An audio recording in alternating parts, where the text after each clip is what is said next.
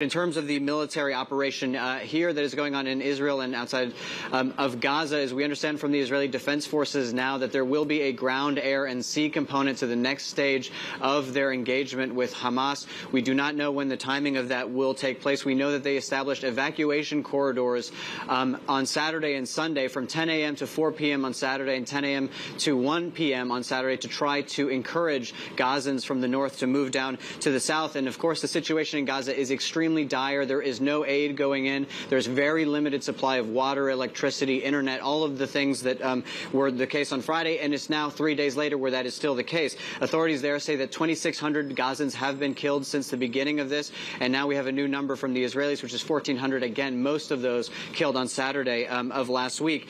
And again, we heard from these senators here in Tel Aviv, and we heard from Mitt Romney saying that basically anything that you see out of Gaza in the coming days and weeks is the fault directly of Hamas. That is a perspective perhaps of Mitt Romney. That will not be the perspective of many neighboring nations, as we've seen from protests around the world, and it certainly will not be the perspective from Hezbollah and Iran. Blinken is back in Tel Aviv today. I mean, he's been jet-setting around pretty much all corners of the Middle East and North Africa, I mean, Egypt specifically. What are his priorities going to be? What do we know about the meetings that he's had through Saturday, Sunday?